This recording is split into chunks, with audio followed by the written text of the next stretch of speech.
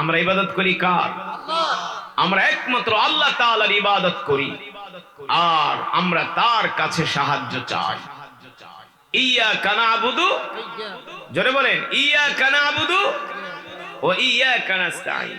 আমি যে কোরআনুল কারীম পড়লাম, তেলাওয়াত করলাম, আমি যে এভাবে হাত উঠিয়েছি, এই জন্য হাত উঠিয়েছি যে আপনারা যে সূরাগুলো পারেন, আমি যে সূরাতুর রহমান পড়ছি না, এই সূরা তো আমরা সবাই মোটামুটি আলহামদুলিল্লাহ জানি না?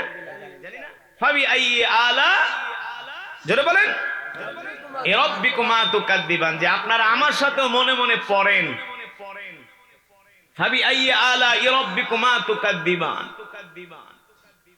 আল্লাহ তাআলা বলছেন, বান্দা নবী আপনি বলে দেন। শুনেন, মাইকের যে সমস্যা, এটা আপনার চেয়ে আমার বেশি প্রবলেম হচ্ছে, কিন্তু ওরে বেশি জ্বালাজালি করলে পরে এটাও হবে না। হ্যাঁ, এই কারণে আমি মানে বেশি প্রেসার দিতেছি না, বুঝতে পারছেন? তারপরেও সে সর্বোচ্চ চেষ্টা করতেছে, ভালো হয়েছে আগে। চলো আপনি করেন তো, এই বক্স গুলা বন্ধ করে শুধু মাইক দেন তো দেখি, একদম টোটাল বক্স অফ করে দেন, শুধু মাইক দেন তো দেখি। মানে এই হ্যাঁ ই করেন, বক্সের লাইনই খোলা ফেলান, এই মেশিনই বাদ, শুধু মাইকের মেশিনে মাইক চালান। এটা কি ঠিক আছে নি? দেখেন তো, বোঝা যায়? হ্যাঁ, সামনে শোনা যায় না। বক্স হালকা দেন, হালকা, যাতে মুসল্লিদের কষ্ট না হয়।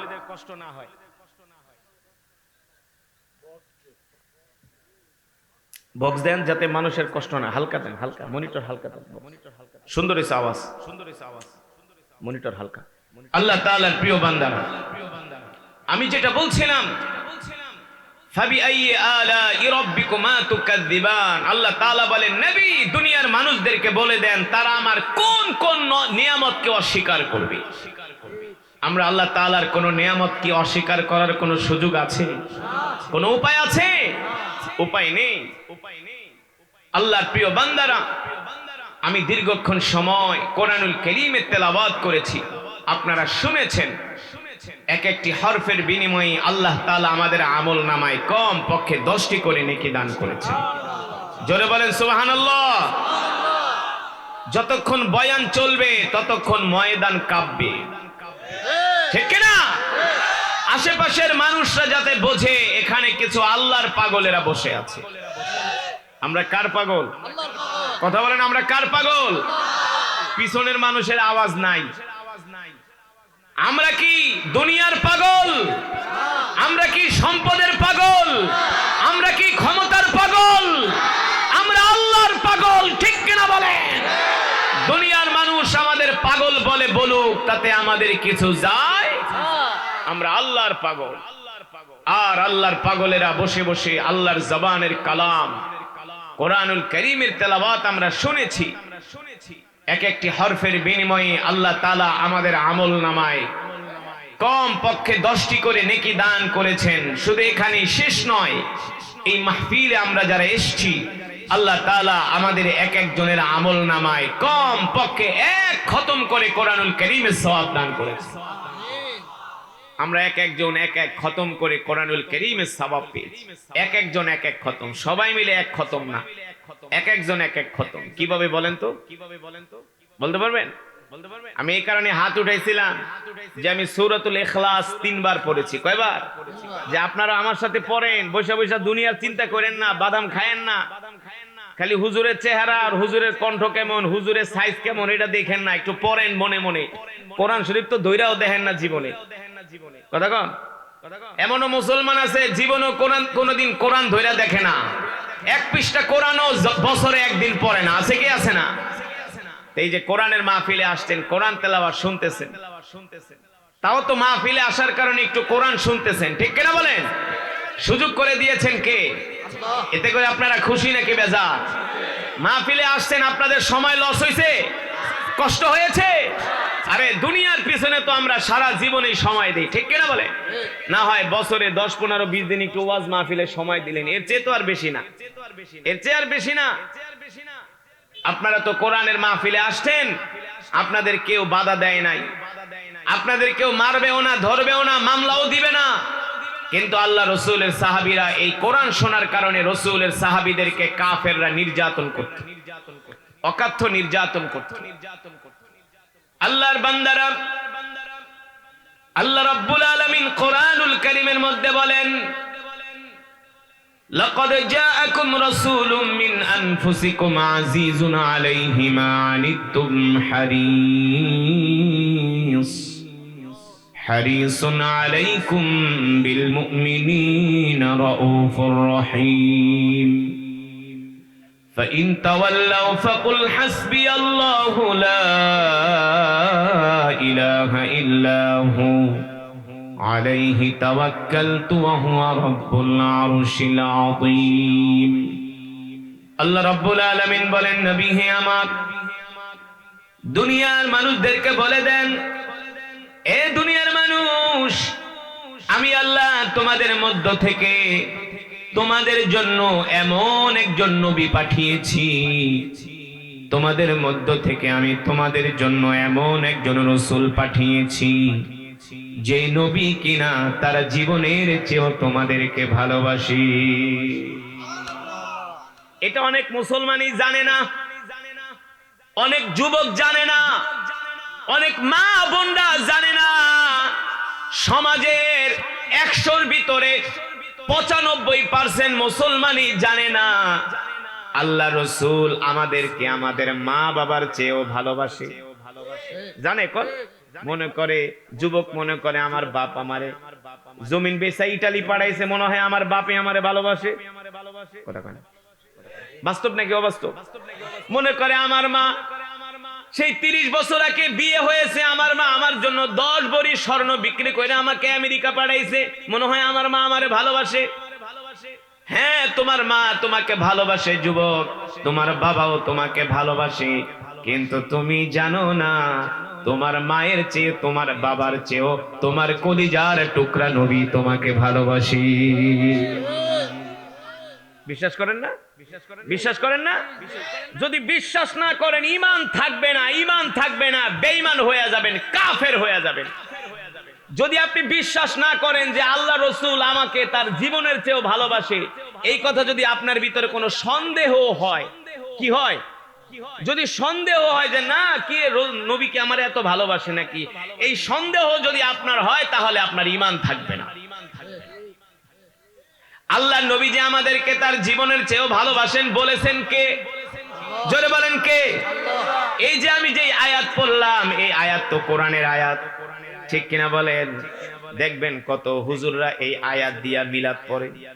লাকাদ জাআকুম রাসূলুম মিন আনফুসিকুম আজিজুন আলাইহি মা আনিতুম হারিসুন আলাইকুম বিল মুমিনিনা রাউফুর রহিম। আল্লাহু আকবার। আল্লাহ রাব্বুল আলামিন বলেন, এ দুনিয়ার মানুষ, তোমাদের নবী তোমাদেরকে তার জীবনের চেয়েও ভালোবাসে। শুধু জীবনের চেয়েও ভালোবাসে না, তোমাদের নবী তার পরিবারের চেয়েও তোমাদেরকে ভালোবাসে। আম্মা জান আয়েশার চেয়েও আল্লাহর নবী আমাদেরকে ভালোবাসে। আম্মা জান খাদিজার চেয়েও আল্লাহর নবী আমাদের ভালোবাসে। হযরত ফাতেমা রাদিয়াল্লাহু তাআলা আনহার চেয়েও আল্লাহর নবী উম্মতকে ভালোবাসে। সুবহানাল্লাহ বলবেন না? কেমন ভালোবাসে একটা উদাহরণ দিব। আমার বয়ান শুনতে হইলে মনোযোগ দিয়া শুনতে হবে। মনোযোগ দিয়া বয়ান না শুনলে রসুলের প্রেম দিলের ভিতরে আসবে না। আর তোমার দিলে যদি আল্লাহ রসুলের প্রেম ভালোবাসা না থাকে, তাহলে তুমি গরু খাওয়া মুসলমান ছাড়া আর কিছুই না। কলিজার টুকরা নবীর নাম শোনার পরে যদি তোমার কলিজা নবীর জন্য কাঁদে, তাহলে বুঝতে হবে তোমার ঈমান আছে, তোমার ঈমানের পাওয়ার আছে, ঠিক কিনা বলেন? যার অন্তরে যত বেশি নবী প্রেম, সে তত বড় ঈমানদার। বুঝেন নাই? যার অন্তরে যত বেশি নবীর প্রেম, সে তত বড় আশিকে রাসূল। নবীর নাম শুনলে যদি তোমার ভিতরে কোনো অনুভূতি না জাগে, তাহলে বুঝতে হবে তোমার মধ্যে সমস্যা আছে, ঠিক কিনা বলেন? কিন্তু আমরা দেখেছি আমাদের যারা ওস্তাদ ছিলেন, আকাবের ছিলেন, মুরব্বী ছিলেন, তাদের সামনে নবীজির নাত গাইলে তারা শুধু কান্না করত। আমাদের ওস্তাদে মোহতারাম আল্লামা শাহ আহমদ শফি রহমতুল্লাহ আলাইহি, নাম শুনছেন? নাম শুনেন নাই? আল্লামা শাহ আহমদ শফি রহমতুল্লাহ আলাইহি আমার আজও মনে আছে, তিনি আমাকে হাটহাজারী মাদ্রাসায় দাওয়াত দিয়ে নিয়ে গিয়েছিলেন। তিনি আমার বৈশা বৈশা তেলাওয়াত শুনতেন আর কানতেন। একজন ছাত্র এসে বলে, হুজুর কারি সাহেব কিন্তু শুধু কোরআন তেলাওয়াতই করে না, সে শুধু বিশ্বকারী না, সে কিন্তু অনেক সুন্দর নাত গাইতে পারে, রসুলের নামে নাত গাইতে পারে। হুজুর আমার ডাক দিয়ে বলে, তুমি নাকি নাত পারো, তাহলে আমাকে একটু রসুলের একটা নাত শোনাও। সুবহানাল্লাহ বলে। একটা নাত আছে, ও বাতাস আমায় তুমি নিয়ে যাও না, যেথায় শুয়ে আছে নূরে মদিনা। ও বাতাস আমায় তুমি নিয়ে যাও না, যেথায় শুয়ে আছে নূরে মদিনা। সবাই, ও বাতাস আমায় তুমি নিয়ে যাও না, যেথায় শুয়ে আছে নূরে মদিনা। যে ফুলের সুবাসে মন টিকে না, যে ফুলের সুবাসে মন টিকে না, যেথায় শুয়ে আছে নূরে মদিনা, যেথায় শুয়ে আছে নূরে মদিনা। ও বাতাস আমায় তুমি নিয়ে যাও না, যেথায় শুয়ে আছে নূরে মদিনা। আল্লাহু আকবার। আমি খেয়াল করলাম, আমি নাত গাইতেছি রসুলের প্রেমে, আর আল্লামা শাহ আহমদ শফি রহমতুল্লাহ আলাইহির চোখ দিয়া ঝরঝর করে পানি পড়তেছে। আমাদের আকাবের, আমাদের ওস্তাদরা এমনই ছিলেন, তারা আল্লাহ রসুলের জন্য সব সময় তাদের দিল কান্ত। ঠিক কিনা বলেন? আল্লামা শাহ আহমদ শফি বলেছিলেন, আল্লাহ যদি আমারে বাঁচায় রাখে, আমার জীবনের শেষ ইচ্ছা হলো আমি বাংলার জমিন থেকে কাদিয়ানীদেরকে অমুসলিম ঘোষণা করেই ছাড়বো। এটা ছিলেন আল্লামা শাহ আহমদ শফির জীবনের শেষ ইচ্ছা। তারা আল্লাহর নবীকে জীবন দিয়া ভালোবাসতেন। ঠিক কিনা বলেন? আমাদের আকাবের, আমাদের মুরব্বীরা আল্লাহর নবীর কত বড় আশেক ছিল, কত বড় পাগল ছিল, রসুলের জন্য তারা কত দিওয়ানা ছিল। ইমামে রব্বানী হযরত রশিদ আহমদ গঙ্গোহী রহমাতুল্লাহ আলাইহি, তিনি ছিলেন আল্লাহ রসুলের একজন আশেক। ইমামে রব্বানী রশিদ আহমদ গঙ্গোহী রহমাতুল্লাহ আলাইহিকে একজন লোক হজ করে এসে তাকে বললেন, হুজুর আমি আপনার জন্য একটা রুমাল এনেছি, রুমাল, এই রুমালটা আমি মদিনা শরীফ থেকে আনছি, এটা আপনাকে হাদিয়া দিলাম। হজ করে আসছে হুজুরকে একটা রুমাল হাদিয়া দিছে, বলে এই রুমালটা আমি মদিনা শরীফ থেকে আনছি। এই কথাগুলো আপনাদের বুঝানোর উদ্দেশ্য হলো আল্লাহ রসুলের প্রেম কাকে বলে, আল্লাহ নবীর প্রতি ভালোবাসা কাকে বলে। আপনি যদি আপনার জীবনের চেয়েও, পরিবারের চেয়েও, আপনার সম্পদের চেয়েও, আপনার দলের চেয়েও, নেতার চেয়ে, নেত্রীর চেয়ে, মার্কার চেয়ে, সব কিছুর চেয়ে যদি আল্লাহ নবীকে ভালোবাসতে না পারেন, তাহলে কিন্তু আপনি আল্লাহর নবীর প্রিয় উম্মত হতে পারবেন না। আর আল্লাহ রসুলের প্রিয় উম্মত না হলে জান্নাতে যেতে পারবেন না। আল্লাহর নবী হাসরের ময়দানে আপনার জন্য সুপারিশও করবে না, করবে না। আল্লাহ রসুল বলে, আমি তো তোরে ভালোবাসি, তুই তো আমারে ভালোবাসস নাই। কথা কন। এই কারণে আপনাদেরকে বোঝানোর উদ্দেশ্য হলো, মুসলমান আল্লাহ নবীকে কেন ভালোবাসতে হবে, এটা ঈমানের সাথে সম্পর্ক। ঠিক কিনা বলেন? আমি বলি না, আমার রব বলছেন, কুল ইন কুনতুম তুহিব্বুনাল্লাহ ফাত্তাবিউনি ইউহিব্বুকুমুল্লাহ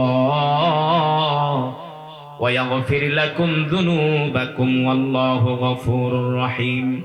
আল্লাহ রাব্বুল আলামিন বলেন, নবী হে আমার, দুনিয়ার মানুষদেরকে বলে দেন, এ দুনিয়ার মানুষ, তোমরা যদি আল্লাহ তাআলাকে পেতে চাও, আল্লাহ তাআলার নৈকট্য পেতে চাও, তাহলে সর্বপ্রথম তোমরা তোমাদের নবীকে ভালোবাসো।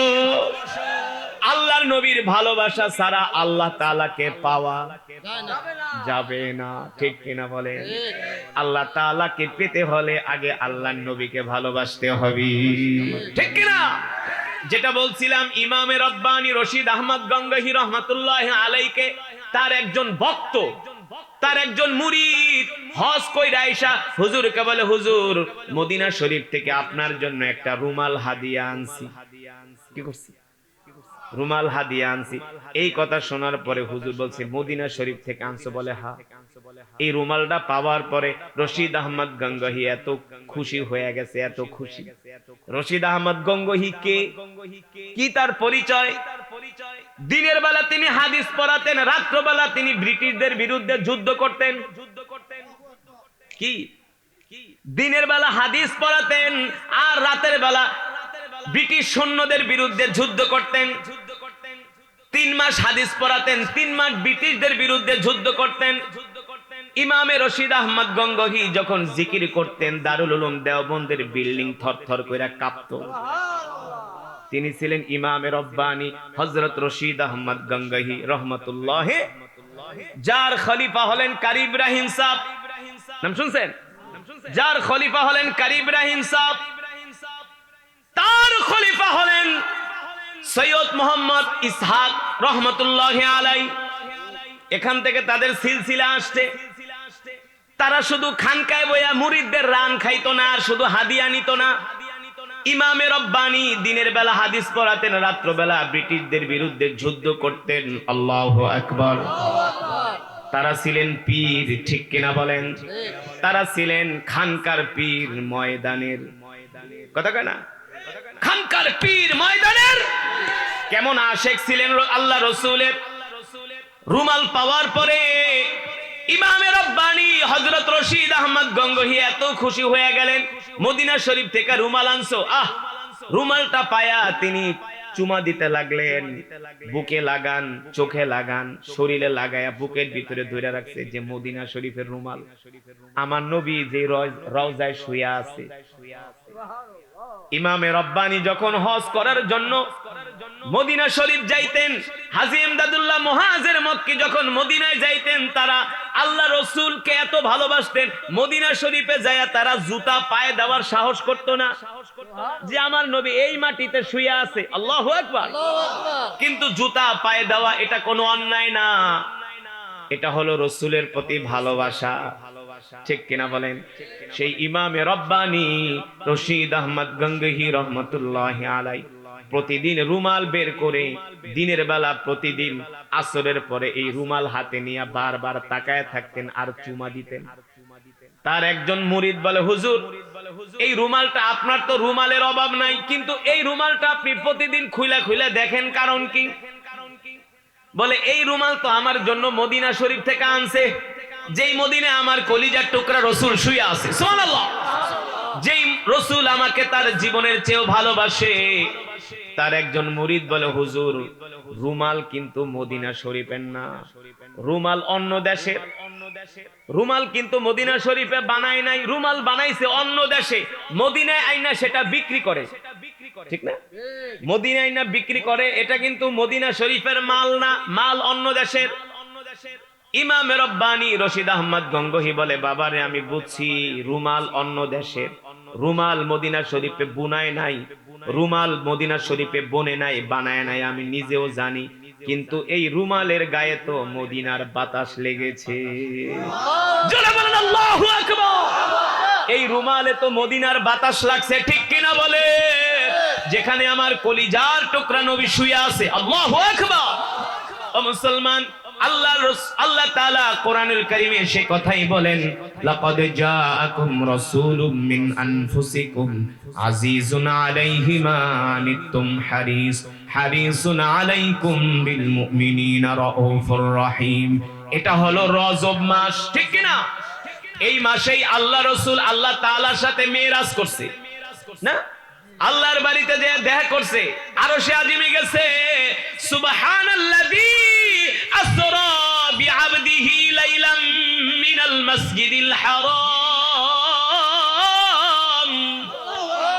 লাইলাম মিনাল মাসজিদিল হারাম ইলাল মাসজিদিল আকসা আল্লাযী বারাকনা হাওলাহু লিনুরিয়াহু মিন আয়াতিনা ইন্নাহু হুয়াস সামিউল বাসীর।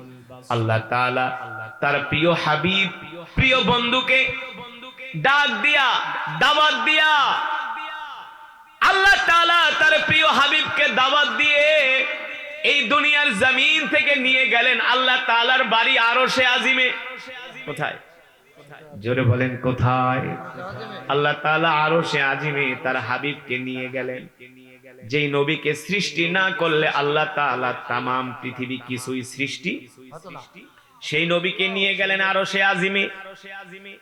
এবার আল্লাহ রাসূল আরশে আজিমে যাওয়ার পরে আল্লাহ তাআলা ডাক দিয়ে বলে, হাবিব আপনি আমার বাড়িতে আসছেন, এখানে আপনি আর আমি ছাড়া তৃতীয় কেউ নাই, শুধু আপনি আর আমি। আল্লাহ তাআলা তার হাবিবকে সামনাসামনি বসিয়েছেন, সুবহানাল্লাহ বলেন। আল্লাহ তাআলা সামনাসামনি তার হাবিবকে বসিয়েছেন, বৈশা বলে, হাবিব আপনি আমার বাড়িতে আসছেন, আমি তো হলাম এমন রব, তাবারাকাল্লাযী বিয়াদিহিল মুলকু ওয়া হুয়া আলা কুল্লি শাইইন কাদির। এই মুলকের মালিক আমি আল্লাহ। কে? জোরে বলেন। আল্লাহ তাআলা বলে, হাবিব এই মুলকের মালিক আমি আল্লাহ, এই রাজত্বের মালিক আমি আল্লাহ, একচ্ছত্র ক্ষমতার মালিক আমি আল্লাহ। আমার নির্দেশে সূর্য উদিত হয়, আমার নির্দেশে সূর্য অস্তে যায়, আমার নির্দেশে বাতাস প্রবাহিত হয়, ঠিক কিনা বলেন? আমার নির্দেশে বাতাস বন্ধ হয়ে যায়। হাবিব আপনি মহাপরাক্রমশালী, বিশাল এই সাম্রাজ্যের মালিক, আপনি আপনার হাবিব, আপনি আপনার বন্ধুর বাড়িতে আসছেন, ঠিক না? আপনি আপনার বন্ধুর বাড়িতে আসছেন, আজকে আপনি যা চাবেন আমি আল্লাহ আপনাকে তাই দিব। জোরে বলেন সুবহানাল্লাহ। আপনাদের সুবহানাল্লাহর আওয়াজ হইতেছে না? আরো ইশক দিয়া বলতে হবে, আরো মহব্বতের সাথে বলতে হবে, ঠিক কিনা বলেন? আল্লাহ তাআলা বলতেছে, হাবিব আপনি আমার বাড়িতে আসছেন, আর সবকিছুর মালিক জোরে বলেন। ডোনাল্ড ট্রাম্পও বলতে পারবে না সে সবকিছুর মালিক, পারবে? ওই যে ভেনিজুয়েলা যায় আক্রমণ করছে, ভেনিজুয়েলাও অস্ত্র লইয়া দাঁড়ায় রয়েছে, তোরে পাইলে খায় আলামু। ডোনাল্ড ট্রাম্প গ্রিনল্যান্ড দখল করতে গেছে, ডোনাল্ড ট্রাম্পও পৃথিবীর এত বড় শক্তিশালী একজন প্রেসিডেন্ট, সেও বলতে পারে না সারা পৃথিবীর মালিক ডোনাল্ড ট্রাম্প। ডোনাল্ড ট্রাম্প যদি বলে সেন্ট মার্টিন আমি চাই, বাংলাদেশ আমি চাই, আমরা কমু তুই আয়, তোরে ল্যাংটা কইরা পিটামু, ঠিক কিনা? পৃথিবীর কোন রাজা বাদশা বলতে পারবে না সারা পৃথিবীর মালিক আমি, কিন্তু আমার রব হলো সারা পৃথিবীর মালিক। বিশাল এই সাম্রাজ্যের মালিক কে? একচ্ছত্র ক্ষমতার মালিক কে? আল্লাহু আকবার। সেই রব আমার নবীকে ডাক দিয়ে বলে, হাবিব আমার বাড়িতে আসছেন, এখানে আপনি আর আমি ছাড়া তৃতীয় কোনো পারসন, শুধু আপনি আর আমি, আপনি আমার সামনে বসছেন। আপনি বলেন আপনি কি চান, আপনি বলেন আপনি কি চান। আপনি যদি চান আপনার জন্য আমি উহুদ পাহাড়কে স্বর্ণে পরিণত করে দিব, ঠিক কিনা? আপনি যদি চান সারা পৃথিবীর ক্ষমতা আপনার হাতে উঠায় দিব, আপনি যদি চান সারা পৃথিবীর সম্পদের মালিক আমি আল্লাহ আপনাকে বানায় দিব। সুবহানাল্লাহ বলবেন না? আপনি যা চাইবেন আপনাকে তাই দেওয়া হবে। আল্লাহর হাবিব ডাক দিয়া বলে, আল্লাহ আপনার বাড়িতে আমি বেড়াইতে আসছি, আমি আমার নিজের জন্য কিছু চাইতে আসি নাই, আমি আমার খাদিজার জন্য কিছু চাইতে আসি নাই, আমি আমার আয়েশার জন্য কিছু চাইতে আসি নাই, আমি আমার ফাতেমার জন্য কিছু চাইতে আসি নাই। আল্লাহ তাআলা ডাক দিয়ে বলে, হাবিব তাহলে আপনি কি চান, কি চান? এবার আল্লাহ রাসূল বলেন, আমি আপনার কাছে চাইতে আসছি উম্মতি উম্মতি উম্মতি, আপনি আমার উম্মত গুলোকে মাফ কইরা দেন। আমার উম্মতের গুনার কারণে বনি ইসরাইলদের মতো, আমার উম্মতের নাফরমানির কারণে বনি ইসরাইলদের মতো আপনি আমার উম্মতকে দুনিয়াতে শাস্তি দিয়েন না। যেমন করে আপনি পয়গম্বর মুসা আলাইহিস সালামের কওমদেরকে গুনাহ করার কারণে, নাফরমানি করার কারণে দুনিয়াতে তাদেরকে শাস্তি দিয়েছেন, ঠিক না? তাদের ভাতের ভিতরে রক্ত দিয়া দিয়েছেন, মাথায় উকুন দিয়া দিয়েছেন। এমন শাস্তি আমার উম্মতকে দিয়েন না, আমার উম্মতকে বানর বানায় দিয়েন না, ঠিক কিনা বলেন? আমার উম্মতকে কুকুর বানায় দিয়েন না, দুনিয়ার জমিনে আমার উম্মতকে আযাব আর গজব দিয়া ধ্বংস করে দিয়েন না।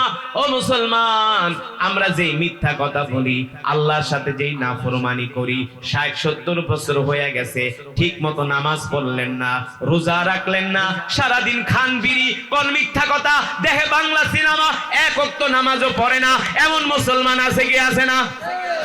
নামাজ তো পড়ে না, আবার অহংকার করে কয় বেটা তুই নামাজ পড়ে কি করছস? এই যে তুমি অহংকার করতেছো, আল্লাহর নবী যদি দোয়া না করতো, আল্লাহ তোমারে সাথে সাথে গজব দিয়া ধ্বংস করে দিত। আল্লাহ তোমারে কারুনের মতো মাটির নিচে ডাবায়া দিত, কারুনের মতো। আল্লাহ কারুনকে সম্পদ দিয়েছিলেন, ইন্না কারুনা মিন কওমি মূসা ফাবাগা আলাইহিম। আল্লাহ তাআলা কারুনকে এত সম্পদ দিয়েছিলেন। আমরা যখন মিশরে পড়াশোনা করতাম, মিশরে হলো কারুনের বাড়ি। কোথায়? মিশরে, কায়রো থেকে প্রায় 800 কিলোমিটার। আমরা সেই কারুনের বাড়ি দেখতে গেছিলাম। যে আল্লাহ কারুনকে এত সম্পদ দিয়েছিল, এত সম্পদ।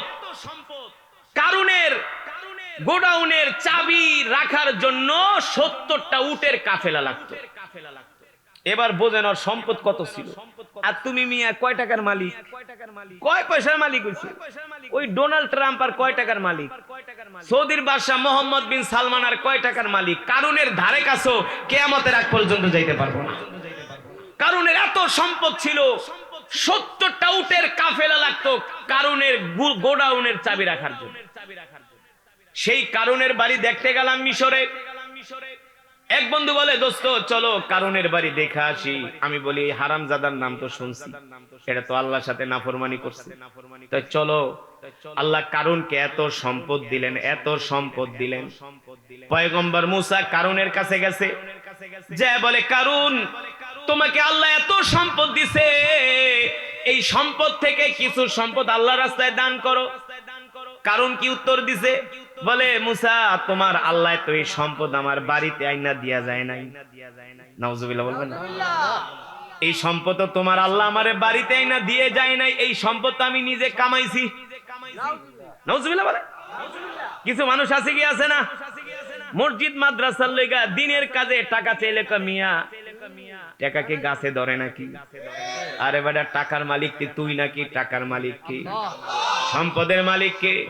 তুমি না, তুমি না, সম্পদের মালিক আল্লাহ, ঠিক কিনা বলেন? তোমাকে আল্লাহ সম্পদের মালিক বানাইলো, আর একজনকে আল্লাহ গরিব বানাইলো। কারণ কি? আল্লাহ তো হাসরের ময়দানে ধইরা বলবো, তোরে তো আমি কোটি কোটি টাকার মালিক বানাইছিলাম, আর তোর চাচতো ভাইরে আমি গরিব বানাইছিলাম। তুই 3 বেলা গরুর গোশত দিয়া, খাসি দিয়া খাতি, আর তোর চাচতো ভাই আলু ভর্তা দিয়া ভাত পাইতো না। বল বল, তোর চাচতো ভাই তো আমার কাছে কোনো অন্যায় করে নাই, কিন্তু আমি রব তাকে সম্পদ দেই নাই, তোরে আমি সম্পদ দিয়া পরীক্ষা করছিলাম। তুই অহংকার করছস, ঠিক কিনা? সম্পদ পায়া ভুইলা গেছস, বিল্ডিং করছস, বিদেশি কম্বল মুড়া দিয়া ঘুমাইছস, ফজরের নামাজ পড়স নাই। আমি তো তোরে সম্পদ দিছিলাম পরীক্ষা করার জন্য না? আর পাশের বাড়ি গরিব মানুষ, সিরা কাঁথা গায়ে দিয়া ঘুমায়, ঘর ভাঙ্গা, ফজরের আজান দেওয়ার আগেই মসজিদে জায়গা আছে কি আছে না? বাস্তব নাকি অবাস্তব? জোরে বলেন, বাস্তব নাকি অবাস্তব? আল্লাহ তাআলা বলে, দুনিয়ার মানুষ সম্পদের মালিক তুই না, সম্পদের মালিক, ক্ষমতার মালিক। পয়গম্বর মুসা আলাইহিস সালাম বললেন, কারুন রে, অহংকার কইরো না, তোমার সম্পদ থেকে আল্লাহর রাস্তায় দান করো, গরিবদেরকে দান করো, অসহায়দেরকে দান করো।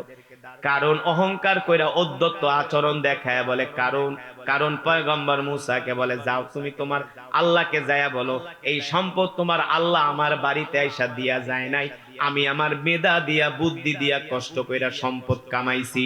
আল্লাহ তাআলা বলে কারণ এই সম্পদের মালিক তুই না, আমি আল্লাহ তোরে সম্পদ দিয়া পরীক্ষা করছিলাম, কারণ তুই যেহেতু আমার সাথে নাফরমানি করছস আমি আল্লাহ তোকে আর সুযোগ দিব না। আল্লাহ তাআলা কায়রোতে একটা বাজার আছে, ওই বাজারে ফেরাউন হারামজাদা তরমুজ বেচত। কি বেচত? আমরা মাঝে মাঝে ওই বাজারে যাইতাম। রমসিস বিশাল একটা বাজার। মিশর হলো পৃথিবীর অন্যতম একটা ঐতিহ্যের একটা দেশ, ঐতিহ্যের লীলাভূমি মিশর, যেখানে অনেক নবী রাসূলের আগমন ঘটেছে। পয়গম্বর ইউসুফ আলাইহিস সালাম যে মিশরের জন্ম। তো ওই রমসিস ওই বাজারে গেলাম, এক বাঙালি আমারে বলে হুজুর এখানে কিন্তু ফেরাউন তরমুজ ব্যস্ত। কি ব্যস্ত? এই রমসিসে বসে আল্লাহ তরমুজ বিক্রেতা থেকে ফেরাউনকে বানায় দিছে পৃথিবীর বাদশা। 450 বছর রাজত্ব করছে। ফেরাউনের কোনোদিন একটা ঠান্ডাও লাগে না, একটু কাশিও হয় না, একটু জ্বরও আসে নাই, ঠিক না? একটু জ্বরও আসে নাই। আল্লাহ তাআলা ফেরাউনকে সম্পদ দিয়া ক্ষমতা দিয়া আল্লাহ পরীক্ষা করছে, ঠিক কিনা বলেন? আল্লাহ তাআলা আল্লাহ নবীকে ডাক দিয়া বলে হাবিব কি চান? সম্পদ চাইলে সম্পদ দিব, ক্ষমতা চাইলে ক্ষমতা দিব, যা চান আপনাকে তাই দিব, আপনাকে আমি খালি হাতে ফিরায় দিব না।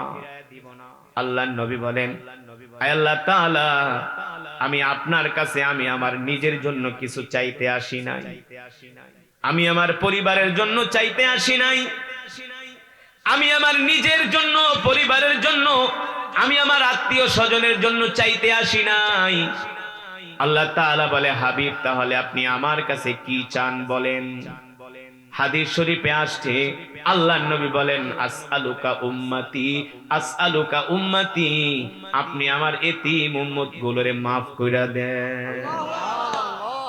আল্লাহ তাআলা বলে জান আপনার উম্মতরে maaf কইরা দিলাম। আল্লাহ রাসূল বলে না না না এইভাবে বললে হবে না, আরেকটু শক্ত কইরা বলেন। আল্লাহ তাআলা বুঝতে পারলেন তার হাবিব এখনো খুশি, তার মুখে এখনো হাসি ফোটে নাই। এবার আল্লাহ তাআলা ডাক দিয়ে বলে হাবিব আপনি হাসরের ময়দানে, আমি আল্লাহ যখন হাসরের মাঠ কায়েম করব, আমি আল্লাহ হাসরের ময়দানে আপনার চেহারার দিকে তাকায় থাকব। ইশফা তুশাফা, আপনি আপনার উম্মতের জন্য সুপারিশ করতে করতে ক্লান্ত হয়ে যাবেন, আমি আল্লাহ আপনার উম্মতকে maaf করতে করতে ক্লান্ত হব না। আমি আপনার চেহারার দিকে তাকায় থাকব যতক্ষণ পর্যন্ত আপনার চেহারার মধ্যে হাসি না ফুটবে, ততক্ষণ পর্যন্ত আমি আল্লাহ আপনার উম্মতকে maaf করতেই থাকব। জোরে বলেন সুবহানাল্লাহ। ততক্ষণ পর্যন্ত আমি রব আপনার উম্মতকে maaf করতেই থাকব। আল্লাহ রাসূল বলেন না এটাও হবে না। নবী আপনি আর কি চান? আপনি আপনার উম্মতের জন্য কেন এত পাগল? এত পাগল কেন আপনি আপনার উম্মতের জন্য? এবার আল্লাহ তাআলা ডাক দিয়া বলে হাবিব জান জান আমি আপনাকে আশ্বস্ত করলাম আপনার অনুমতি ছাড়া আপনার একটা উম্মতকেও আমি জাহান্নামে দিব না। আল্লাহু আকবার। আপনার অনুমতি নিয়ে আমি জাহান্নামে দিব, এর আগে একটা উম্মতকেও জাহান্নামে দিব না।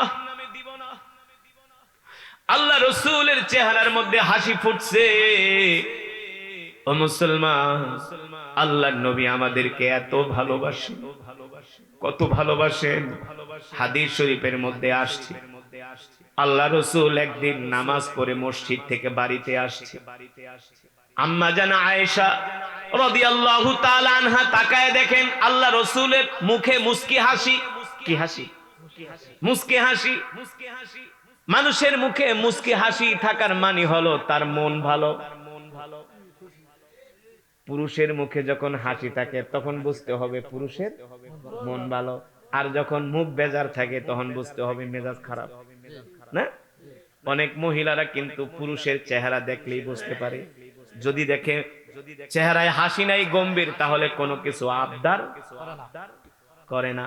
আর যখন দেখে আজকে পুরুষ খুব হাসি খুশি, তখন মহিলারা আইসা পাশে বসে কয়, শোনেন একটা কথাকে রাগ করেন না।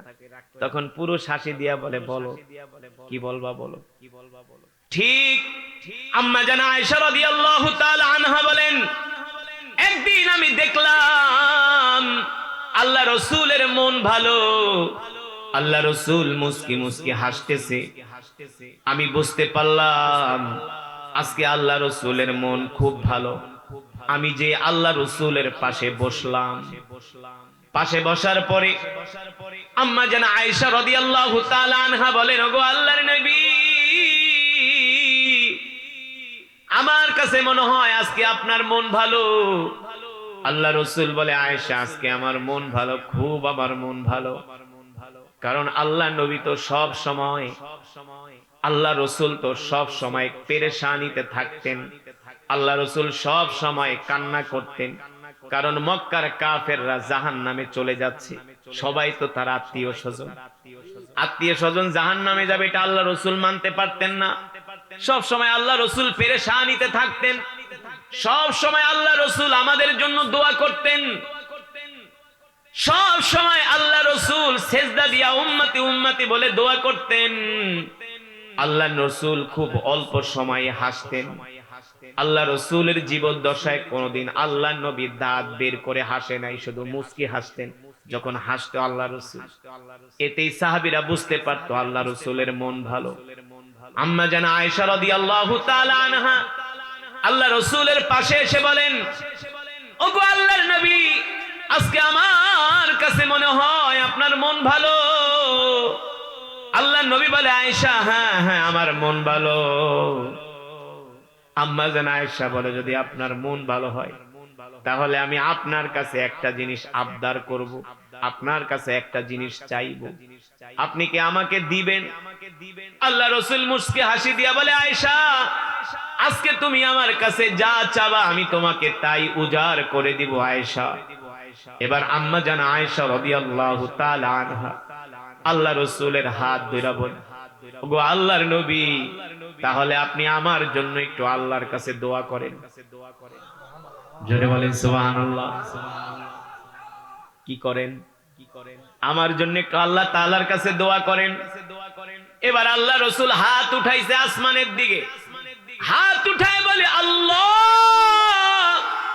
আপনি আমার আয়েশাকে মাফ করে দেন, আপনি আমার আয়েশার উপরে রহম করেন। আল্লাহু আকবার।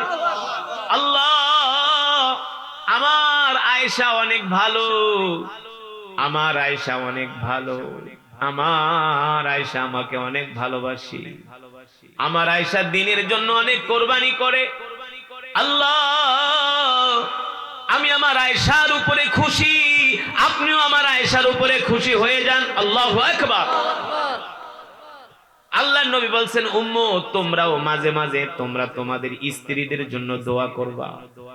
মাঝে মাঝে স্ত্রীদেরকে নিয়া, ঘরওয়ালিকে নিয়া মাঝে মাঝে দোয়া করবেন। এতে করে স্ত্রীরা খুশি হয়। ঠিক কিনা বলেন? স্ত্রীরা খুশি হয়। আল্লাহ রাসূলের সুন্নাহ, স্ত্রীদের জন্য দোয়া করতে হয়। তাদের সামনে বসে দোয়া করবেন। আপনার স্ত্রী যখন অসুস্থ থাকবে তার পাশে বসে তাকে দোয়া করবেন, কোরআন পড়ে তার গায়ে ফু দিবেন। দেখবেন আপনি ডাক্তারের কাছে নিয়ে গেলেও সে এত খুশি হবে না যখন আপনি তার জন্য দোয়া করবেন। কান্না কান্না করে দোয়া করবেন, আল্লাহ আমার প্রিয়তমা স্ত্রীরে মাফ করে দাও। দেখবেন সেও তার দিল থেকে আপনার জন্য দোয়া করবে। ঠিক কিনা বলেন? আল্লাহ রসুল স্ত্রীদের জন্য দোয়া করেছেন। আল্লাহ রসুল বলে, আল্লাহ আমার আয়েশাকে আপনি মাফ করে দেন, আমার আয়েশাকে জান্নাত দিয়া দেন, আমার আয়েশার আমলগুলো আপনি কবুল করে নেন। আল্লাহু আকবার। এই দোয়া শোনার পরে আম্মা জান আয়েশা এত খুশি হয়ে গেছে, আম্মা জান আয়েশা এত খুশি হয়ে গেছে। এই দোয়া শোনার পরে আম্মা জান আয়েশা হাসতে হাসতে আল্লাহ রসুলের কোল মোবারকে বসে পড়ছে। জোরে বলেন সুবহানাল্লাহ। আম্মা জান হাসতে হাসতে, আম্মা জান এত জ্ঞানী ছিলেন। আমাদের আম্মা জান সবচেয়ে বড় মুহাদ্দিস ছিলেন আমাদের আম্মা জান। আম্মা জানের চেয়ে এত হাদিস কোন সাহাবীও মুখস্থ করতে পারে নাই। আল্লাহু আকবার। আমাদের আম্মা জান এত জ্ঞানী ছিলেন। আল্লাহ তাআলা কোরআনুল কারীমের মধ্যে বলছেন, আন-নাবিয়্যু আওলা বিল মুমিনিনা মিন আনফুসিহিম ওয়া আজওয়াজুহু উম্মাহাতুহুম। আল্লাহ তাআলা কোরআনের মধ্যে বলে, এ দুনিয়ার মানুষ, আমি আল্লাহ তোমাদেরকে যেই নবী দিয়েছি এই নবী হলো তোমাদের পিতা। সুবহানাল্লাহ বলেন। আল্লাহ রাসূল কিন্তু আমাদের রূহানি পিতা, জানেন না? আল্লাহ নবী কিন্তু আমাদের রূহানি পিতা, আর আম্মা জানরা হলো আমাদের রূহানি মাতা। সুবহানাল্লাহ।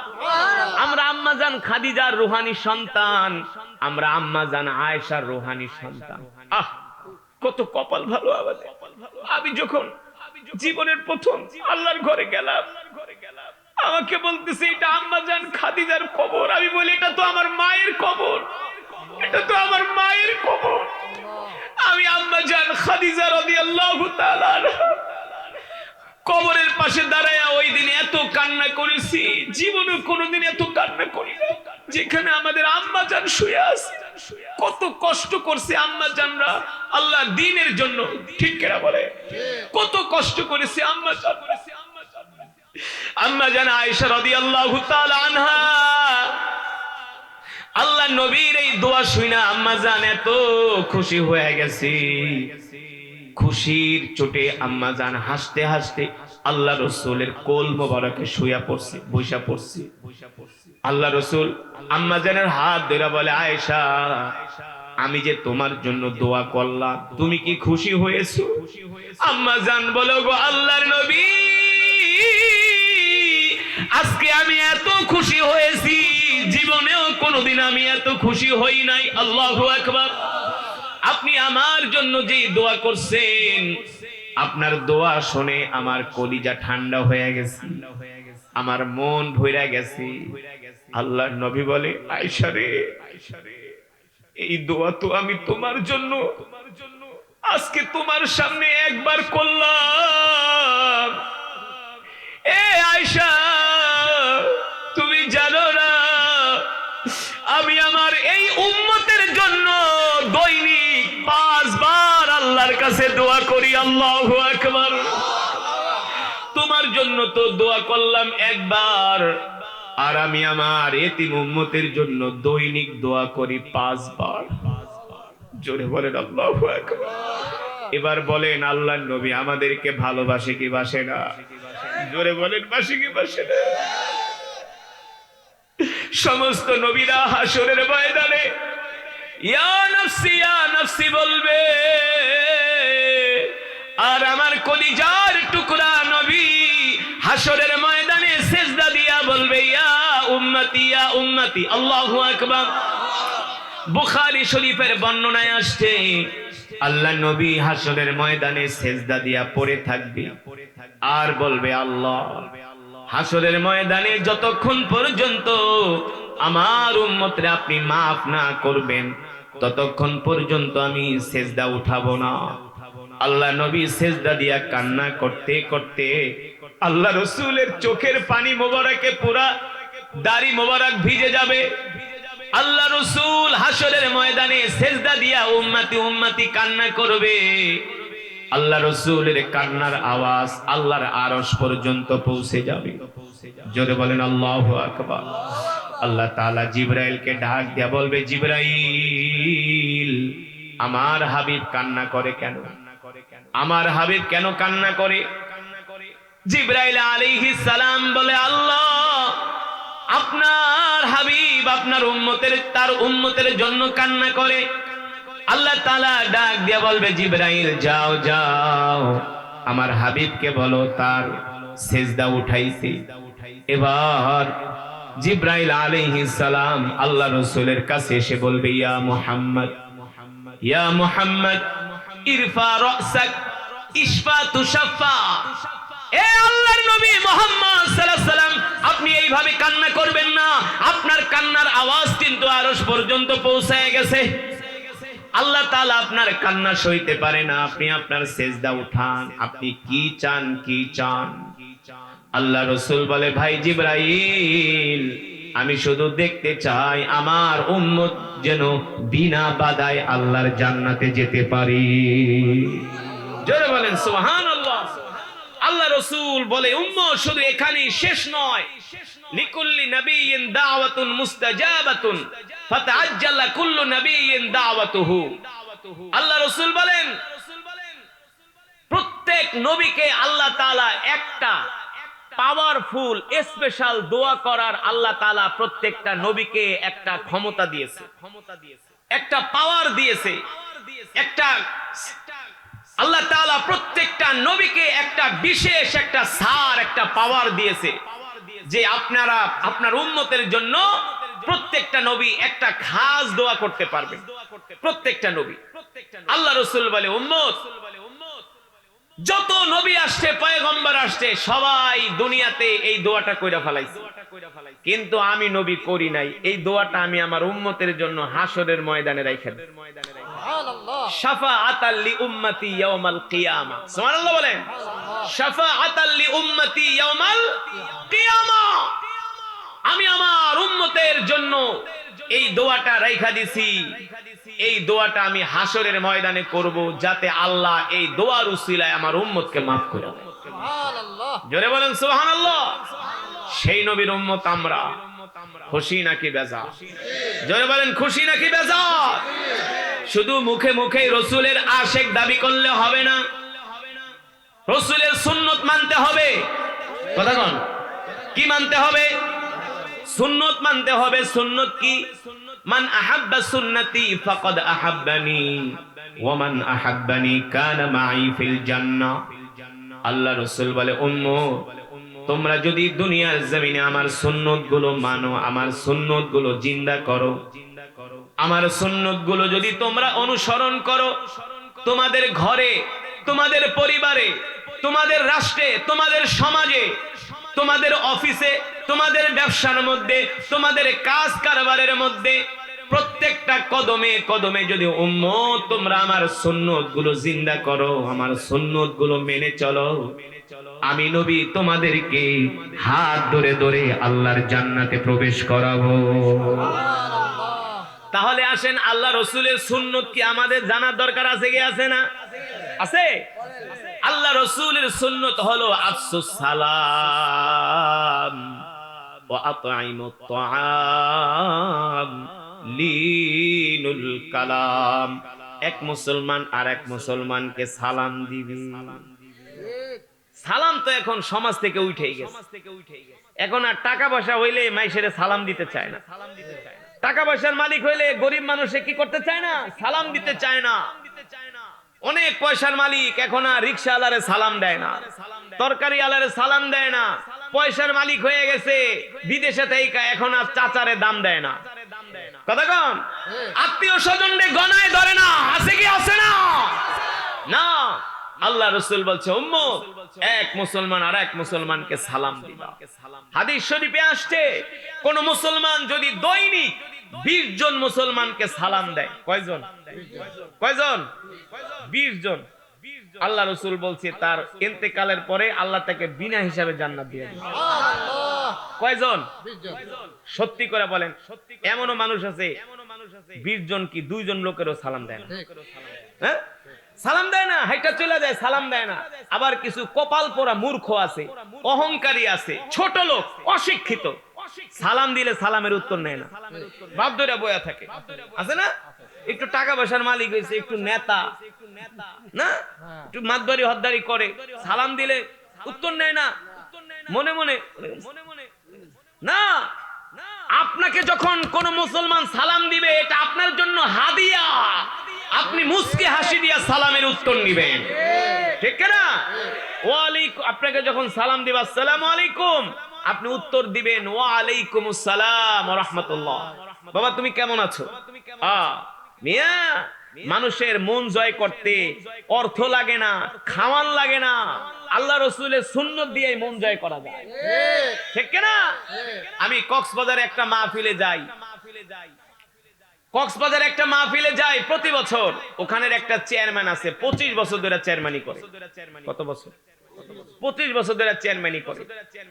আমি জীবনে যেই কয়বার গেলাম দেখি জামা ছিঁড়া, হাতে একটা বাটন মোবাইল, গড়ে হইলো মনে হয় এলাকার গুলো কাঙ্গালি ফাঙ্গালি। আমি কই মিয়া, মাইকে পোস্টারে লেখা আপনি প্রধান অতিথি, প্রতি বছর আহি আপনি বক্তৃতা দেন, আপনি জামা ছিঁড়া, হাতে বাটন মোবাইল, আপনি আবার চেয়ারম্যান হন কিভাবে? চেয়ারম্যান হইতে তো টাকা লাগে, লাগে না? টাকা লাগে, তারপরে চেয়ারম্যান হন কিভাবে? এলাকার মানুষকে হুজুর, হ্যাঁ চেয়ারম্যান হওয়ার কিছু কৌশল আছে। কি কৌশল? হ্যাঁ কিছু ভালো গুণ আছে। কি ভালো গুণ? হ্যাঁ গরিব মানুষ, মানুষের চাল চুরি করে না, কম্বল চুরি করে না, এই রিলিফের কার্ড চুরি করে না। তারপর তার আরেকটা গুণ হইলো সে যারে দেখে মুসলমান তারে আগে সালাম দেয়। আরেকটা গুণ হইলো কারো বাপ কারো দাদা যদি মারা যায় সবার আগে এসে হে কবরে নামায়, লাশ ধরে কি করে? কবরে নামায়। হ্যাঁ নিজের হাত দিয়ে গোসল করায়। এই মিয়া, আপনার বাপের যদি চেয়ারম্যান যদি নিজের হাত দিয়ে গোসল দিয়ে কবরে দাফন করে, ভোটটা কি আপনি অন্য কেউ দিবেন? দিবেন? জীবন গেলে গাও না, আপনি লাগলে তার জন্য জীবন দিয়ে দিবেন। কথা কন?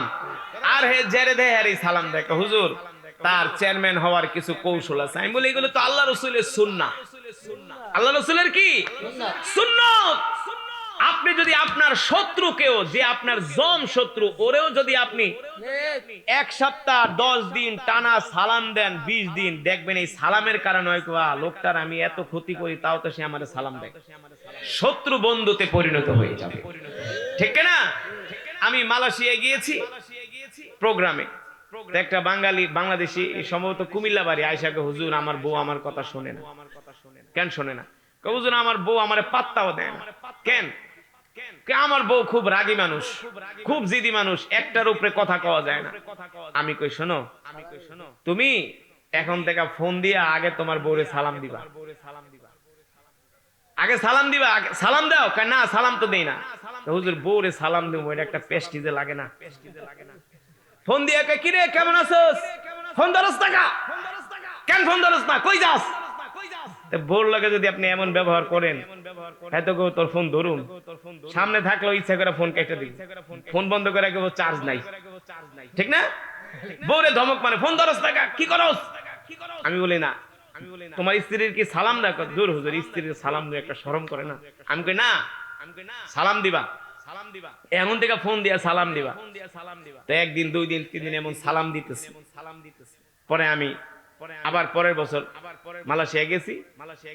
তো মালয়েশিয়ার কুয়ালালামপুরে একটা মসজিদ আছে, মসজিদে কোতায়রা, এখানে বেশিরভাগ বাঙালিরা নামাজ পড়ে। তো এখানে আমার প্রোগ্রাম হয়, আবার আসছে। আমি প্রতি বছরই যাই। তো আসার পরে আমি কি খবর তোমার বোর? আমার মুস্কি হাসি দিয়ে আমার হাতে 200 রিঙ্গিত মালয়েশিয়ার আমার হাতে দিছে। হুজুর এটা আপনার হাদিয়া দিন। আমি কে? হুজুর আপনি আমার যে উপকার করছেন। আমি কি হইছে? হুজুর আমার বউরে আমি 3-4 দিন 1 সপ্তাহ 10 দিন সালাম দেওয়ার পরে আমার বউ কয় তুমি মানুষ না ফেরেশতা?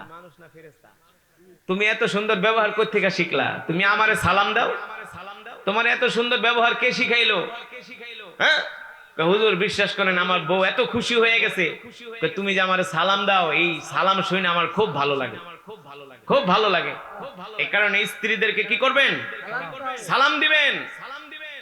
সিলেটে ওয়াজ করছিলাম, যদি 20 জন লোককে সালাম দেন বিনা হিসাবে আল্লাহ মরণের পরে জান্নাত দিয়ে দেব, মৃত্যুর পরে।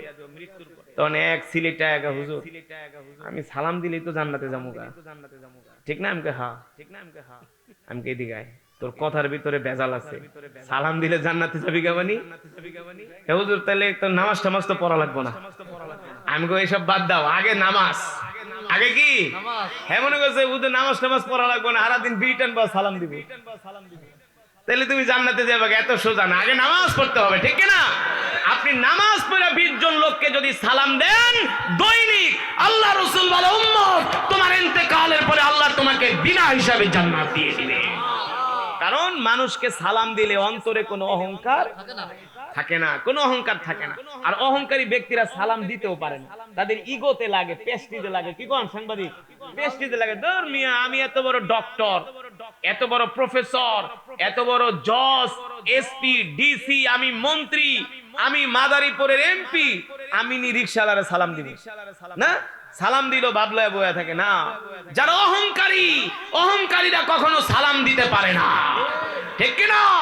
তাদের অন্তর কলুষিত হয়ে যায়। আর যারা মুমিন, তাদের অন্তরে কোনো অহংকার, তারা যাকে দেখে তাকেই সালাম দেয়, ঠিক কিনা বলুন? এ কারণে সালাম দিবেন তো। আপনার সাথে যদি কেউ ঝগড়া করে তাকেও সালাম দিবেন, আপনার শত্রুকেও সালাম দিবেন। এখন ঘরে ঢুইকাই স্ত্রীদেরকে আগে সালাম দিবেন, ঠিক কিনা? দরজায় যায় ঠাস ঠাস করে বাইরে আসে না কিছু মানুষ, আবার দরজায় লাথিও মারে, এই খোলস না কেন? No never. আল্লাহ রাসূল নিষেধ করেছেন, আগে সালাম, ঘরের দরজা দিয়ে কি করবেন? আসসালামু আলাইকুম, আসসালামু আলাইকুম, আসসালামু আলাইকুম। একবার সালামের জবাব না দিলে তিনবার দিবেন, কিন্তু দরজায় নক করা যাবে না, বাড়ি মারা যাবে না, সালাম দিয়ে দাঁড়ায় থাকবেন, ঠিক কিনা বলেন? হ্যাঁ, আল্লাহ রাসূল বলছেন লিনুল কালাম, এক মুসলমান আর এক মুসলমানের সাথে নরম ভাষায় কথা বলবা, কোন মানুষের মনে কষ্ট দিবেন না, মানুষের মনে কষ্ট দিবেন না। আল্লাহ রাসূল বলে, তুমি যদি কোনো মানুষের মনে কষ্ট দাও তাহলে তুমি আমার উম্মত না। কারণ আল্লাহর নবীর 63 বছর জিন্দেগিতে কোনোদিন আল্লাহ রাসূল কোনো মানুষকে কষ্ট দিছে? আল্লাহ রাসূলের জবান দ্বারা, কথার দ্বারা কোনো মানুষ কষ্ট পায় না। আর আমরা জাতে অজাতে গালাগালি শুরু করি, বাস লইয়া বাইরে যাই, মাথা ফাটায় আলামু, ফ্যান লইয়া বাইরে যাই, কোবায় শেষ করে আলামু, আমার বাড়ির সামনে দিয়ে গেলে টেঙ্গি ভাঙ্গা ফেলামু না। তুমি বাড়ির মালিক হয়ে গেছে, মইরা গেলে 3 হাত মাটির নিচে পড়ে থাকবা, একটা কাফনের কাপড় নিয়ে তুমি সম্পদের বড়াই দেখাও না। এগুলো মুসলমানের কাজ হতে পারে না, ঠিক কিনা বলেন? আল্লাহ রাসূলের সুন্নাত গুলো যদি আমরা মেনে চলি, বিশ্বাস করেন, আল্লাহ রাসূলের সুন্নাত গুলো যদি আমরা প্রত্যেক মুসলমান মেনে চলি, দুনিয়ার জমিন থেকে আমরা জান্নাতের সার্টিফিকেট পাবো। কিন্তু আমরা কি মানি? আল্লাহ রাসূল সালাম দিতে বলছি, মানুষের সাথে নরম ভাষায় কথা বলতে বলছি, আল্লাহ রাসূল দস্তরখানা বিছায় ভাত খেতে বলছি, 5 ওয়াক্ত নামাজে মিসওয়াক করতে বলছি, ঢিলা কলম ব্যবহার করতে বলছি। কিন্তু ম্যাক্সিমাম যুবকরা দাঁড়ায় দাঁড়ায় পেশাব করে, ম্যাক্সিমাম দাঁড়ায় দাঁড়ায় পেশাব করে। নাউজুবিল্লাহ। মুসলমান কখনো দাঁড়িয়ে পেশাব করতে পারে না, দাঁড়িয়ে প্রস্রাব করে কাফেররা, অমুসলিমরা, ঠিক কিনা? এই কারণে মানুষের সাথে সব সময় ভালো আচরণ করবেন, সুন্দর ব্যবহার করবেন, মানুষের মনে কষ্ট দিবেন না। কাউকে কোনো কষ্ট দিয়া থাকলে তার থেকে ক্ষমা চেয়ে নেবেন। রাজি আছেন ইনশাআল্লাহ? তাহলে আল্লাহ রাসূলের এই সুন্নাতগুলো আমরা মানতে পারবো তো? কথা বলেন, মানতে পারবো তো ইনশাআল্লাহ? আমরা 5 ওয়াক্ত নামাজ জামাতের সাথে আদায় করব আর আল্লাহ রাসূলের সুন্নাতগুলো মানবো। এটাই হলো রজবের শিক্ষা। কে কে 5 ওয়াক্ত নামাজ পড়বেন? হাত উঠান, হাত সোজা করেন, সোজা করেন, সোজা করেন, তীরের মতো। এমন একটা ডাক দিবেন যাতে 10 গ্রামের দূর থেকে শোনা যায় যেখানে আল্লাহর পাগলেরা বসে আছে, রাসূলের আশিকরা বসে আছে। একটা ডাক দেন, ইয়া আল্লাহ। আরো জোরে বলেন ইয়া আল্লাহ, আরো জোরে বলেন ইয়া আল্লাহ। আমাদের কবুল কইরা নেন। 5 ওয়াক্ত নামাজ জামাতের সাথে আদায় করার তৌফিক দেন। আল্লাহ ওয়াদা করলেন নবীজির সুন্নাতগুলো মানার তৌফিক দেন। বলি আমিন, আমিন। হাত নামান। যে রাসূলের সুন্নাত মানে না সে কখনো রাসূলের উম্মত হইতে পারে না, ঠিক কি না? সুন্নাত মানে যে রাসূলের উম্মত হয় সে। সুন্নাত ছাড়া রাসূলের উম্মত দাবি করা এটা প্রতারণা ছাড়া আর কিছুই না, ঠিক কি না? যারা দাড়ি রাখেন না, দাড়িটা রাইখা দিয়েন, এত সোজা না। আপনি মিয়া দাড়ি ছাড়া মরলে আপনারা দেখা যাবে মহাত্মা গান্ধীর মতো, কথা না? আপনারা দেখা যাবে চ্যাটার্জির মতো, ব্যানার্জির মতো, কথা না? মুসলমানের দাড়ি থাকবে, রসুলের সুন্নতি দাড়ি, দাড়িটা রাইখা দিবেন। আপনি যে প্রতিদিন দাড়ি কামাইতেছেন, প্রতিদিন আপনার কবিরা গুনাহ হচ্ছে। আপনি হজ করার জন্য যদি কাবা শরীফে যান, কাবা শরীফের গিলাফ ধরে আপনি দোয়া করতেছেন, একদিক দিয়া দোয়ার সওয়াব হইতেছে, আর একদিক দিয়া দাড়ি কাটার কবিরা গুনাহ হইতেছে। দাড়ি কাটার কবিরা গুনাহ হচ্ছে। যারা রসুলের সুন্নত মানে না, দাড়ি রাখে না, ওরা প্রকৃত মুমিন না, ওর ভিতরে ভেজাল আছেই আছে। ভাই রাগ করেন না, রাগ করতেছেন, রাগ করতেছেন, কষ্ট পাইতেছেন, রাগ করেন না। রসুলের সুন্নাহ অনেক বড় একটা বিষয়। মিশরের মানুষ কিন্তু দাড়ি রাখে না। মিশরের মানুষ কি করে না? দাড়ি রাখে না। আমি বলি তোরা তো ফেরাউনের জাত, দাড়ি রাখবি কই থেকে? দাড়ি রাখা তো সোজা না। এই দাড়ি নিয়ে চাইলেও গুনাহ করা যায় না। এই দাড়ি নিয়ে চাইলেও হারাম কাজ করা, দাড়ি আপনাকে গুনাহ থেকে বাঁচায় রাখে। রাগ করে না, রাগ করে না।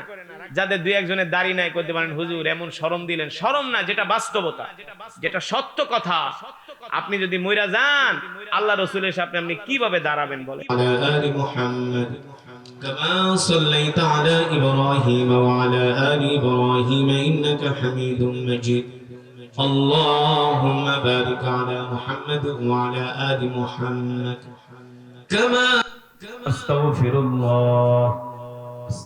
الله الذي لا إله إلا هو الحي القيوم وأتوب إليه لا حول ولا قوة إلا بالله العلي العظيم اللهم آمين الحمد لله رب العالمين والصلاة والسلام على سيد الأنبياء والمرسلين وعلى آله وصحبه أجمعين يا أول الأولين يا آخر الآخرين يا ذا القوة المتين يا راحم المساكين يا أرحم الراحمين يا أرحم الراحمين يا علي يا عظيم يا حليم يا كريم يا رب لك الحمد حمدا كثيرا طيبا مباركا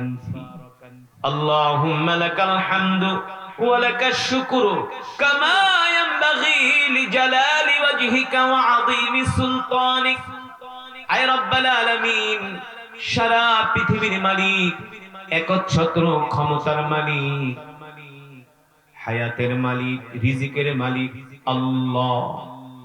মাবুদ মাওলা গো, আমরা নাফরমান, আপনি রহমান। আল্লাহ তাআলা গুনার বোঝা মাথায় নিয়ে ভিক্ষুকের মতো দুইখানা হাত আমরা এই গভীর রজনীতে উঠিয়েছি। মেহেরবানি করে তামাম জিন্দেগীর গুনাহগুলো মাফ করে দিন আল্লাহ তাআলা। আজকের এই মাহফিলের সওয়াব কোটি কোটি গুণ বানিয়ে প্যারা নবীজির রওজায়ে তাহারে পৌঁছে দেন। প্যারা নবীজির পরিবার পরিজন আহলে বাইত দ্বারা রাহবাকার হাদিয়া পৌঁছে দেন আল্লাহ তাআলা।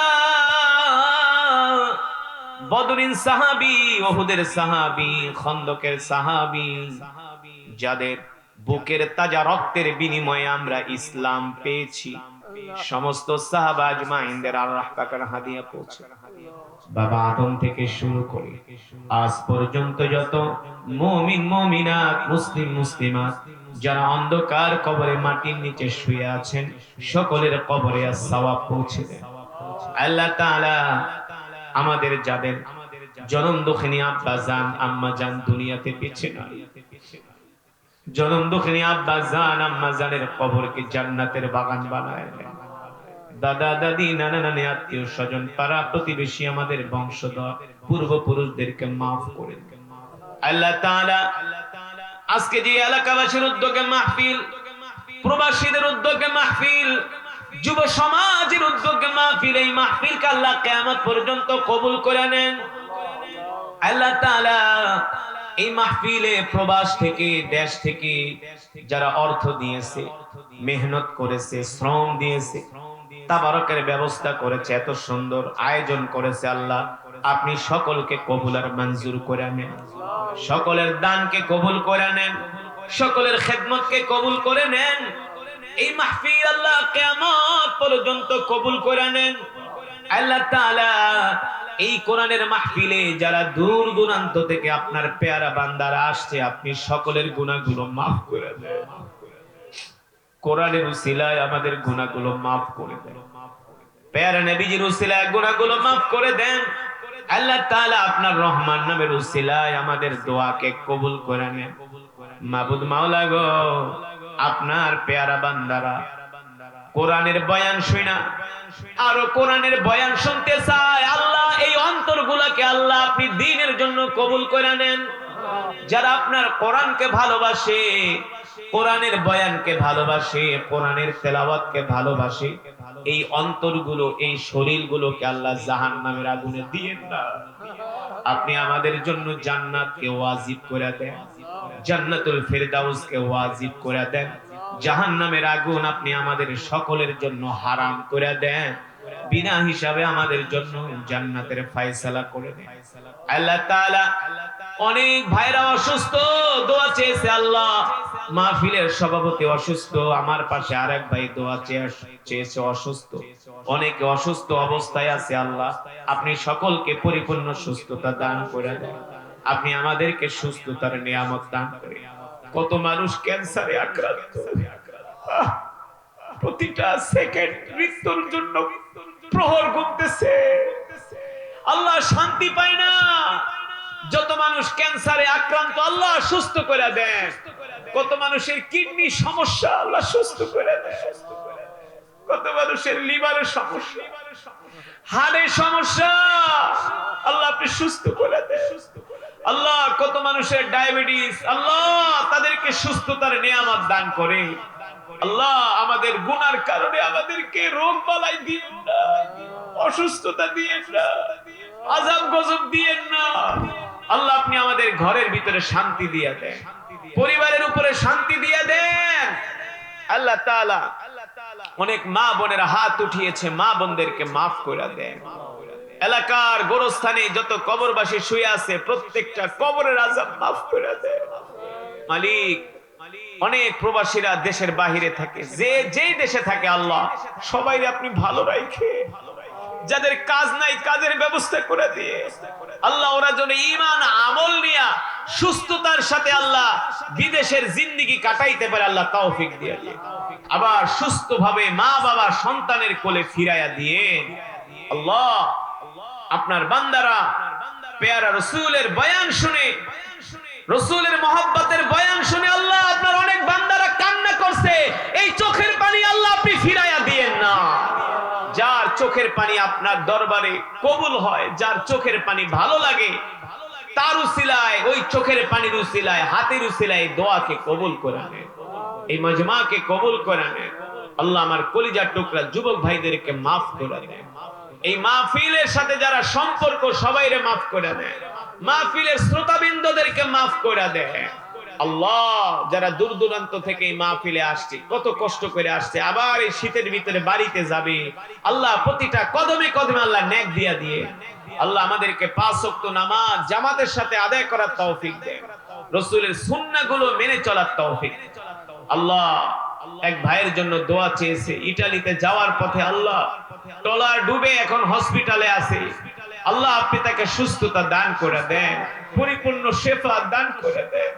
সে তো জীবনের রিস্ক নিয়ে পরিবার ফ্যামিলিকে ভালো রাখার জন্য গিয়েছিল। আল্লাহ যে যুবকরা যায়, তারা তো অনেক স্বপ্ন নিয়ে যায়, মা বাবাকে ভালো রাখবে, মা বাবার মুখে হাসি ফুটাবে, ভাই বোনের মুখে হাসি ফুটাবে, আত্মীয়দেরকে অনেক কিছু দিবে। আল্লাহ এই কষ্ট নিয়ে কত ভাইয়েরা আল্লাহ সেই সমুদ্র পার হয়ে ইতালি যাওয়ার জন্য প্রস্তুতি নেয়। আল্লাহ ওদেরকে আপনি আসানের সাথে পৌঁছায়া দিয়ে, আল্লাহ আসানের সাথে পৌঁছায়া দিয়ে সমস্ত রকম বিপদ আপদ বালা মুসিবত থেকে হেফাজত। রব্বানা আতিনা ফিদ দুনিয়া হাসানা ওয়া ফিল আখিরাতি হাসানাতা ওয়া কিনা আযাবান নার। মালিক গো, আপনার কাছে ফরিয়াদ, মৃত্যু তো দিবেন, এই মৃত্যুটা আমাদেরকে জিহাদের ময়দানে দিয়ে, মদিনার মাটিতে মৃত্যু দিয়ে, রমাদান মাসে রোজা অবস্থায় আল্লাহ তাআলা শুক্রবারে জুমার দিনে ফজরের আগে মৃত্যু দিয়ে, নাফরমান বানায় কবরে ডাক দিয়ে তো জাহান্নামী বানায় কবরে ডাক দিয়ে না, জান্নাতি বানায়